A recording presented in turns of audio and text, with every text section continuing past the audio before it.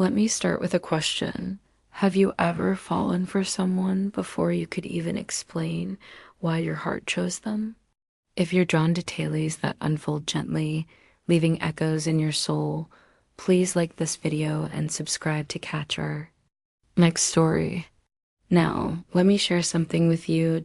No tears came at my wedding ceremony, not from lack of emotion, but because they had already been shed somewhere between the dress shop and walking down that aisle, hidden beneath layers of silk and duty. Rose Hill Hall's ballroom possessed that intimidating kind of beauty that makes you feel insignificant. Crystal chandeliers hung overhead like captured starlight, while the walls seemed to whisper stories of generational wealth. Soft string music floating through the marble corridors. There I stood beneath the ceremonial arch, clutching the bouquet I'd personally crafted. White camellias mixed with baby's breath, plus a single lavender stem. My mother always said it symbolized quiet devotion. Nobody saw that I'd hand-stitched every inch of lace on my dress, bleeding over each careful stitch. Nobody noticed my trembling hands. When I made my entrance, Elias Thorne never turned to watch me approach.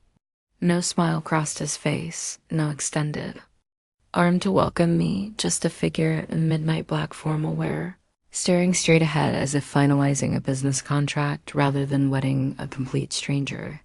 He embodied exactly what the world proclaimed him to be: razor-sharp features, impossible to read, more legend than human being, a man who'd constructed a technology empire before age 35 and dismantled 3 rivals before lunch. And now he was my spouse. Our vows were brief, clinical. The officiant barely cleared his throat before Elias placed the ring on my finger. It felt heavier than anticipated, cold as if it had been stored in ice. "I do," I whispered, my voice nearly swallowed by the grandeur of those chandeliers. "I will," Elias responded, quiet yet resolute. That was all. No kiss, just the sound of courteous applause from guests who seemed grateful. Wasn't them in my position. I excused myself before the reception began. The gown was constricting at my waist, making breathing difficult. My room was peaceful, softly lit, carrying the lingering scent of vintage rose perfume from the armoire. I perched on the edge of the velvet chair, unlacing the bodice was shaking. Fingers. That's when I discovered it, hidden within the dress lining, tucked beneath the silk near my ribs, lay a folded piece of aged paper. A handwritten letter with familiar pen strokes, my mother's writing. "If you're reading this, it means I lacked the strength to tell you directly. But my precious daughter, should a day come when you must exchange your heart for someone else's survival, do so with dignity. Your father once carried a debt to a man named Thorne too enormous for words. You were never intended to settle it, but I know you'll attempt to anyway. Remember, forgiveness prevents our hearts from becoming stone." I pressed the letter against my chest. The dress fabric felt more restrictive now, not because it had changed, but because I had. Suddenly, I wasn't merely a daughter or bride. I was the connection between 2 families, one weighted by shame, the other by loss. I didn't grasp everything in that letter, but I understood enough. This wasn't simply a transaction, this marriage was a settling of accounts. When I emerged from the room, the hallway was nearly deserted. Only Elias remained at the far end, hands in his pockets, gazing through the arched window at the approaching twilight. The final rays of sunlight struck his profile prominent cheekbones, a jawline carved by time and temperament. He turned slightly when my footsteps approached. "Ready?" he asked, voice low. "Yes," I answered. It wasn't false, wasn't entirely true either, but sufficient to keep moving forward. The drive to Montgrove House passed in silence. Outside, Manhattan streaked by in ribbons of gold and blue. Inside, the air held quiet anticipation and the subtle scent of Elias's cologne cedarwood, mixed with winter rain. He never glanced my way, not once. But when the car turned off the main road, gravel crackling under the tires, I felt him shift slightly, as if he too was preparing for something. The estate was expansive, old world, the type of place constructed, not for show, but for permanence. Gray stone columns, iron gates, a house with countless windows but few illuminated. When I stepped inside, the first thing that struck me was the silence. Not peaceful, empty. A place haunted by people who never spoke what needed saying. A housekeeper showed me to my quarters, separate from his naturally. The bed was oversized, the curtains oppressively heavy.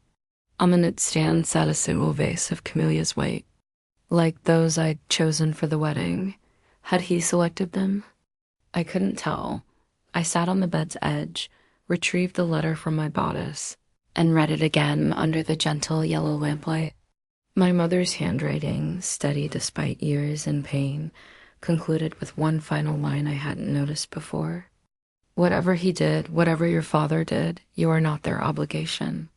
But I was. I had chosen to be. And now I was married to a man whose eyes wouldn't meet mine, whose past intertwined with mine through chains I hadn't forged but now had to bear. I stared at the door. He was somewhere beyond it, in another wing, in another world. Yet for the first time that day, I didn't feel isolated. I felt suspended between what was and what could be, between spirits and possibilities. Grove House possessed the kind of silence that wasn't merely the absence of sound. It had substance, like a cathedral at midnight or a library filled with untouchable books. During the first 3 days, Elias and I rarely encountered each other. He rose before sunrise, departed before breakfast, returned after nightfall. I often heard his cars, low rumble on the gravel drive, the echo of his footsteps on marble, but never his voice. He left the house as if he didn't inhabit it, and when he returned, he moved through it like a ghost revisiting a tomb. I took most meals alone at a lengthy dining table that could accommodate 20.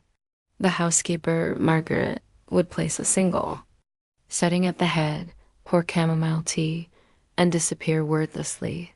I didn't ask her to stay, and she didn't ask about my well-being. Perhaps that was its own form of kindness.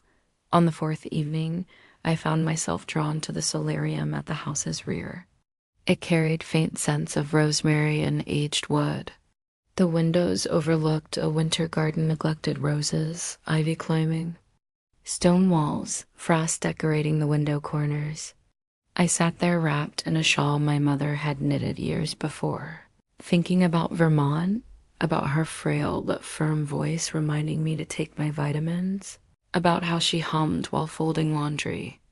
I missed that sound more than anything. That night, I dialed her number. No answer. Too weak, probably. The nurse would call me in the morning, as always, with updates, her condition, her mood, her preferred tea for the day. Still, I held the phone to my ear long after the dial tone ended, just for the connection. The shawl slipped from my shoulder as I stood, and I startled when I turned to find Elias in the doorway. He said nothing, just observed me. Not like a husband viewing his wife, not like a stranger either. More like someone who had entered a room expecting emptiness and found something he wasn't sure he deserved. His eyes fell to the phone still in my hand. "Your mother?" he said softly. I nodded. He stepped inside. The glass door clicking shut behind him startled me more than his voice had. "I spoke with the hospital this morning," he said. "She's stable, but the doctor wants to adjust her medication." I blinked. "You called." He looked away, almost uncomfortable. "I've been in contact with them since the beginning. I thought it would be easier if you didn't have to manage everything." I hadn't known what to say. I had assumed wrongly, apparently, that the distance between us was intentional, that he meant to keep me isolated, untouched, as part of our arrangement. But here he was, informed, involved, never once seeking recognition. "Thank you," I said. Quietly. He didn't nod, didn't smile, just stood there with hands in his pockets, expression unreadable. I wondered if he even knew how to accept gratitude anymore. I also had a heater brought in for the solarium, he added. Margaret mentioned you come here every evening. I looked around. I hadn't noticed it before, small, discreet, but yes, the air wasn't nearly as cold as the glass walls suggested. I like the quiet, I murmured. So do I, he said. But it gets loud in here sometimes without sound. That surprised me. We stood in silence again, but it wasn't heavy this time. I'm sorry, I said suddenly. He raised an eyebrow. I know you didn't choose this marriage. Not really. I'm sure it's inconvenient. A long pause. Then Elias stepped closer, not threatening, just present. I don't do things I don't choose, he said. Even when they're inconvenient, my breath caught. He looked at me, not past me, not through me, but at me for the first time. And in that look, I saw something that felt like pain, but older, not. Fresh but healed over so many times, it had transformed into something colder, something difficult to name. He left without another word. But the next morning, when I came down for breakfast, there was a bowl of soup waiting instead of eggs. Chicken broth with thyme, exactly what I used to make when my mother was ill. I hadn't told anyone I'd been running a slight fever the night before. Later that afternoon, I wandered into the west wing, which I had avoided until then, a quiet, shadowed corridor lined with oil paintings of strangers.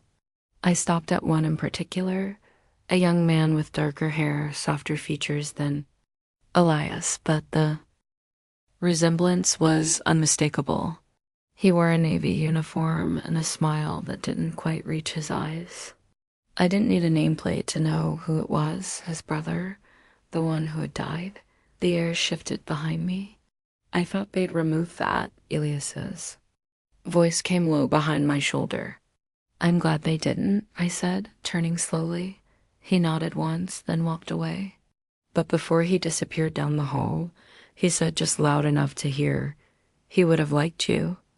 And I stood there a long time after, staring at the man in the painting, wondering how much of this life I had married into was still haunted by those who never left. The weather turned colder that week, not in temperature exactly, but in the way the air settled heavier on the windows, as if the house sensed something I didn't yet. I found my mother's voice in my head more often, not just her words, but her silences too.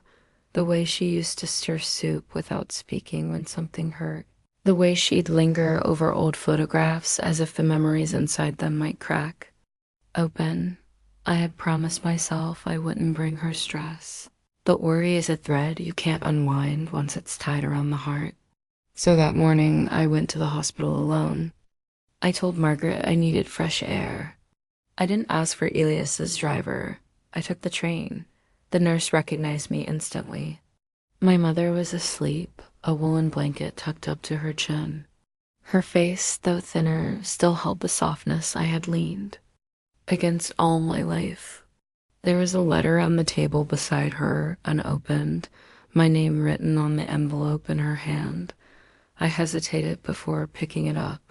It wasn't dated, but I recognized the handwriting, more careful than usual, as though her hands had started to fail her, but she was determined to write anyway. My darling Clara, if you ever read this, it means I'm too tired to explain aloud. And maybe I'm afraid you'll look at your father differently, but you deserve the truth. Years ago, your father invested in a venture he didn't fully understand. He trusted people he shouldn't have. One of them was Elias's older brother, James. When things went wrong, your father didn't step forward. He let the story be rewritten. And Elias took the fall to protect his brother's legacy and ours. I never forgave your father for that silence. And I think Elias never forgave himself for surviving it. We owed them more than words. You're not here to pay a debt, but somehow in marrying Elias, you may be the only one who can return what was taken, not money, not reputation, but peace. My hands trembled, not from shock, but from the weight of recognition. All these months, I'd been angry at Elias for being cold, for keeping his distance. Yet he was the only one who had stepped forward when everything collapsed. He had absorbed the blow that should have destroyed my father, and he had done it without demanding anything, not even truth. I left the hospital just before dusk, the letter burning in my coat pocket. Back at Mont Grove, the house was lit for evening. I found Elias in the study, a place I rarely entered. The fire was low. He was seated at the window, not reading, just watching the sky disappear into night. He didn't look up when I stepped in. I sat across from him, the envelope still in my lap. "I visited my mother today," I said, voice calm. "She's doing better." He nodded slightly, and she left me a letter. Now he turned. His eyes found mine, not guarded, not cold, just tired. "I know what my father did," I said, silence. "I know what he didn't do," I added. That struck deeper. Elias blinked just once, but it was enough to see the fracture. "I'm sorry," I whispered. "For all the years no one said it." He leaned back, exhaled like something had been pressing on his lungs for a decade. "You didn't owe me that." But I needed to say it. The fire crackled between us. I watched the glow dance on his face, highlighting angles that had once seemed carved in stone. Now they looked human, worn. "I used to think strength was about holding things in," he said quietly. "But silence, it doesn't heal. It just delays the wound." I set the letter on the table between us. "My mother said I wasn't here to pay a debt," I told him, "but that maybe I was here to return something else." His voice softened. "What?" "Peace." We sat there in the hush of a room neither of us had fully entered before now. The flames whispered like old friends, and outside the wind carried the dry. Rustle of leaves. At some point Elias rose and walked to the mantel. He picked up a small box mahogany, worn at the edges. "This was James's," he said, handing it to me. Inside were two things: a pair of cufflinks, simple, silver, unremarkable, and a letter unsent to my father. Elias said nothing as I read it. It wasn't angry. It was regretful. I wish I had listened more. I wish I had stepped back when I saw the cliff, but I didn't. And now Elias is paying for all of it. If I don't come back from this, please help him forgive me. My throat tightened. I looked up, and in that moment, I saw Elias for who he truly was. Not the man in the newspapers, not the groom who hadn't touched me, but a son still carrying the weight of a brother he couldn't save and a future he'd never asked for. "I don't know how to fix any of this," I said quietly. "You don't have to," he replied. "Just stay." I didn't move, didn't reach for him, but in the quiet of that study, I stayed. And for the first time, I felt him stay with me too. Love didn't arrive with grand gestures. It came in the way Elias refilled the kettle when he thought I wasn't looking, the way he paused when passing by the solarium, his gaze lingering on the shawl I always left folded neatly on the chair, the way he started leaving the study door ajar when he read at night a silent invitation I hadn't the courage to accept. Yet it wasn't romantic in the usual sense, but it was steady, growing like ivy, and somehow that made it feel more real than anything I'd ever known my mother took. A turn that week. The call came in the early hours. The nurse said there was a complication with her lungs. Nothing critical yet, but she was weaker than before. I didn't wake Elias, just threw on my coat and slipped into the chilled air, the city's hum still. Half asleep.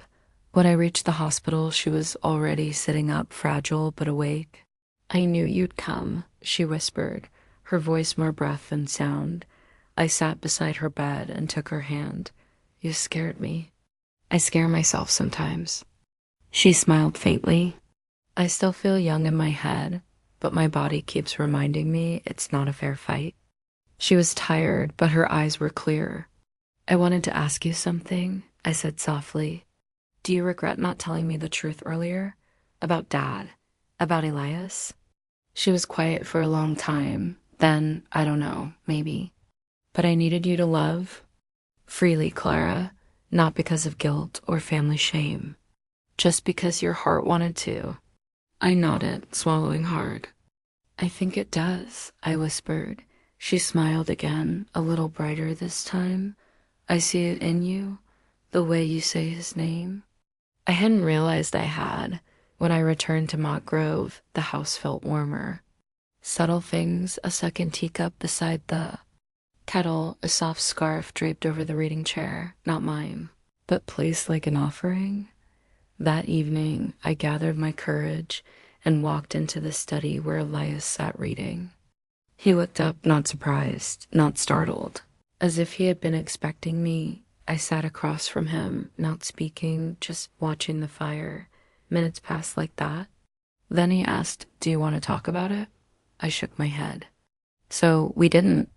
And somehow that was enough. The next day, I found Margaret in the kitchen setting out her usual quiet breakfast prep tea.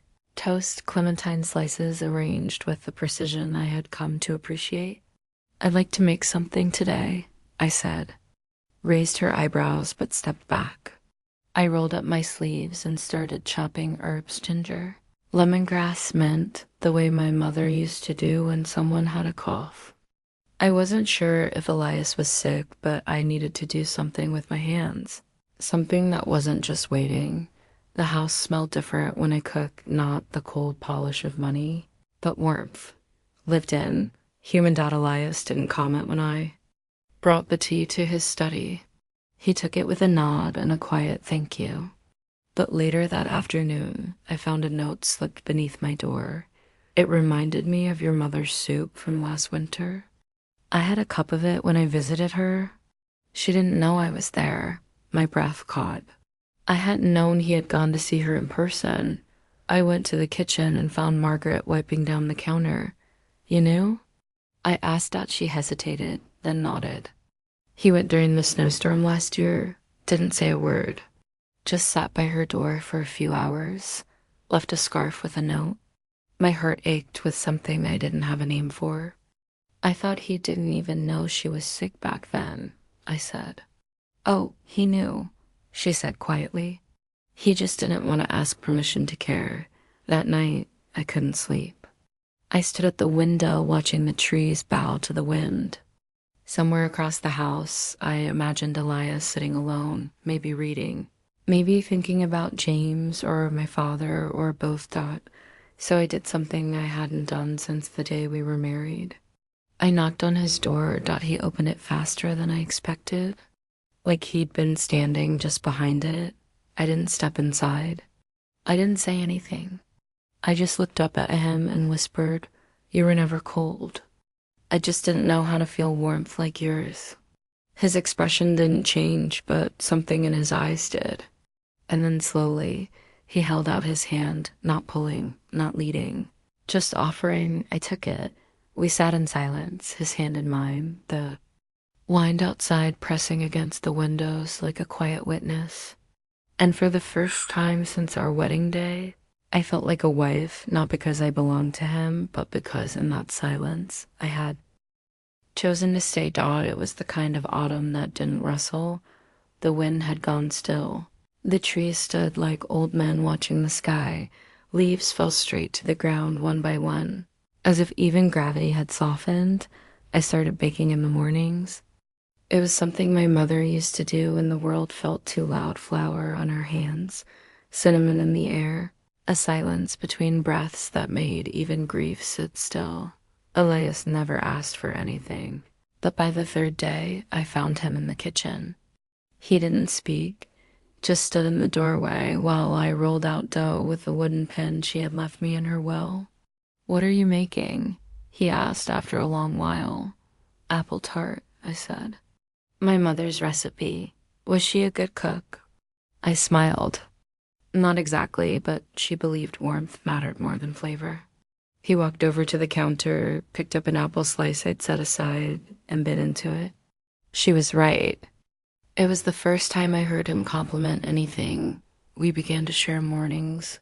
He'd read the paper at the table while I measured spices. Sometimes we'd trade headlines, never politics, always human stories.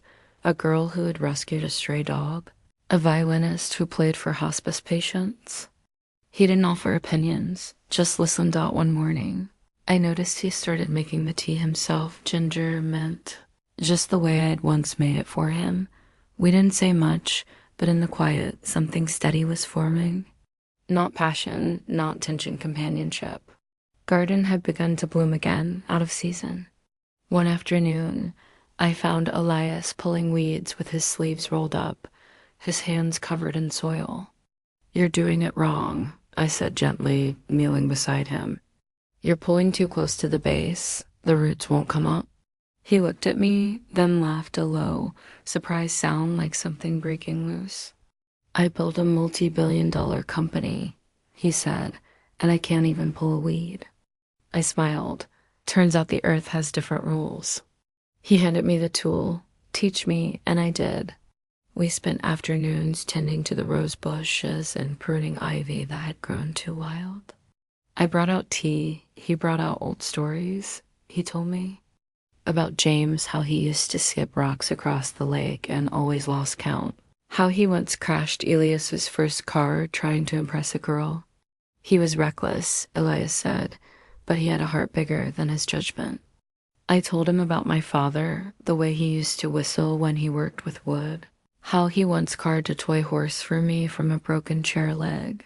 We never talked about the scandal or the guilt or the silence that followed just the people they were before it all. And maybe that was enough. That evening, Elias surprised me. "I want to show you something," he said after dinner. He led me through a narrow hall I hadn't explored yet. At the end was a small room, barely more than a closet, lined with shelves. Each shelf held a box, neatly labeled, numbered. Inside swatches of fabric, journals, photographs. "This was my mother's," he said. "She documented everything, every season, every memory. She said if we don't collect the ordinary, we'll forget what life felt like." I stepped inside, running my hand along a leather-bound notebook. "Do you ever add to it?" I asked. "Not since she died." "May I?" He looked at me, surprised, then not a dot, so I took one of the blank books. And that night I wrote, October 18th, apple tart. Elias pulled weeds and laughed for the first time. The wind didn't blow, but something in me moved. The next morning, we had tea in the garden, no words, just steam rising between us, the sound of a single leaf landing on stone. "I used to think marriage was suffocating," Elias said suddenly. I looked at him. "But this doesn't feel like a cage," he added. "It feels like exhaling."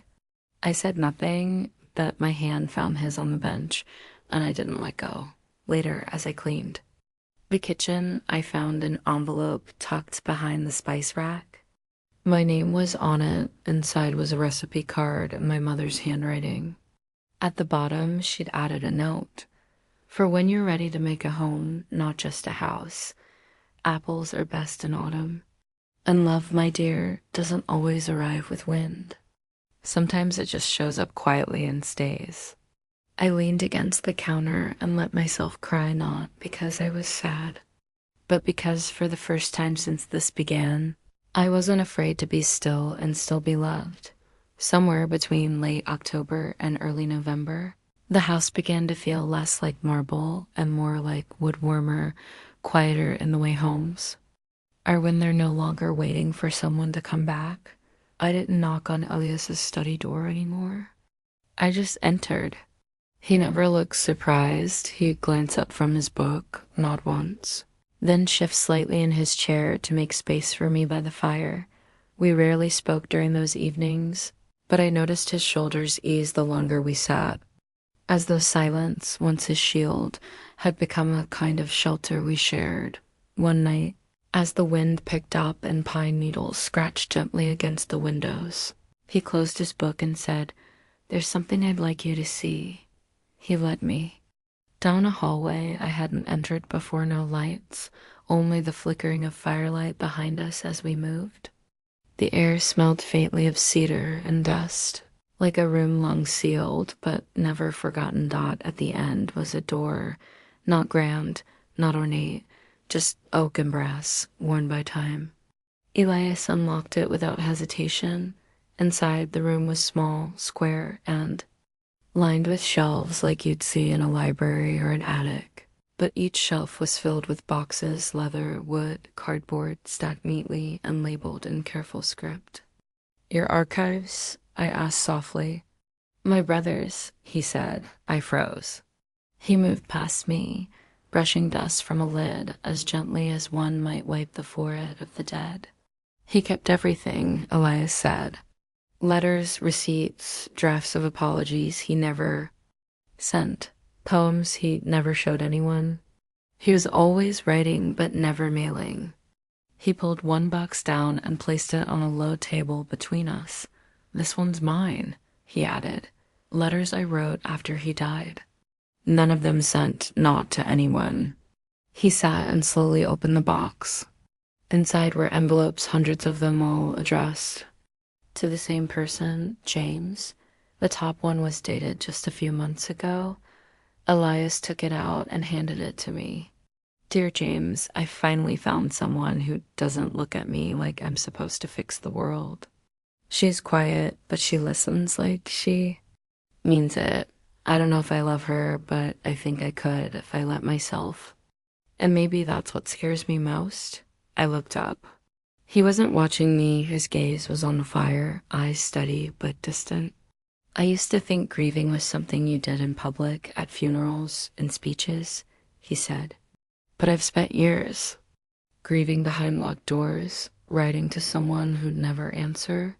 I placed the letter back in the box gently. "Do you still write?" I asked. "Only when I feel something I don't know how to carry." There was a pause. Then he reached into the box and pulled out a blank envelope.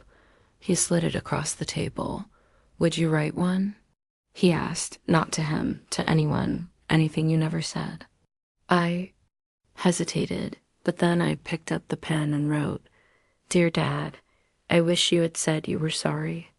Not because I needed to forgive you, but because I think you needed to forgive yourself. I think Elias forgave you long before I did, maybe because he understood what silence can cost. I don't carry your shame anymore. I carry the women who survived you. And somehow that feels heavier, but also worth it." When I was done, I placed the letter in the envelope and set it beside his. He didn't ask what I had written. He just nodded once, as if he understood more in my silence than my words could say. Before we left the room, he opened a drawer beneath the shelves. Inside was a small leather notebook, worn, curved from years of being carried in a coat pocket. "This was James's," he said. "The last thing he wrote in before he didn't finish the sentence. He handed it to me." There were only a few pages filled. Most were quotes, fragments of songs, or lines he liked from books. But on the last page, in darker ink, James had written, "If I die before I become better than I am, let someone else live softer, because I lived it all." I read it 3 times, then very gently closed the book. "I think he'd be proud of you," I said. Elias didn't answer, but when I looked up, his eyes were glassy, not broken. Just full. Later that night, I placed my letter on my nightstand next to the photograph of my mother and me. The envelope was unsealed because some things didn't need to be mailed. They just needed to be said. The wind returned the next morning, not with violence, but with song. It moved through the trees like something coming back to life. And in the kitchen, Elias made tea, my recipe, exactly as I had once shown him. We sat by the window, watching the trees sway gently, not speaking, but somehow saying everything. Some debts aren't paid with money. They're paid in quiet decisions, in things surrendered without fanfare, in reputations risked, names untied from power, hands released from thrones they once clenched like lifelines. Elias never told me what he planned to do that morning. He just looked at me as I tied my scarf and said, "Would you come with me?" The town car took us into the city. No music, no briefing, just the muted hum of traffic and the stillness of a man preparing to let go of something he'd built his life around. Boardroom was on the 43rd floor, glass walls, polished wood, the kind of space designed to impress and intimidate in equal measure. The directors were already seated when we walked in, some familiar faces, others I'd only seen in the pages of business magazines. Every eye turned toward Elias, then flicked toward me. He didn't sit. He stood at the head of the table, one hand resting lightly on the wood. The silence that followed wasn't uneasy, it was expectant. "I won't take long," he said. "This isn't a performance, and it's not a resignation." A few brows lifted. Elias looked over the room once, then continued. "I've built this company from the ground up. Many of you were here when it started, others joined along the way. But somewhere in that journey, I became more symbol than man, more myth than partner. I stopped speaking, and when I did, you stopped asking questions." There was a ripple of movement, shoulders shifting, eyes narrowing. "I carry a name tied to things I never corrected, to men I never defended. I've watched good people suffer because I refused to clarify a story I didn't write but benefited from." He paused. Beside me, my fingers tightened on the chair rail. "I'm not resigning. I'm stepping back, handing day-to-day operations to someone who has earned your trust without needing to cast a shadow first. Because what this company needs now isn't control, it's conscience." There was a long silence. Then one of the older board members spoke. "Elias, no one asked for this. I know," he said. "That's why it matters." He turned to me then, not the room, not the windows, but me, and said with the calm of a man finally released, "It's time to stop leading by silence." We left through the back elevator. Outside, the wind cut through the gray like a blade. I reached for his hand instinctively.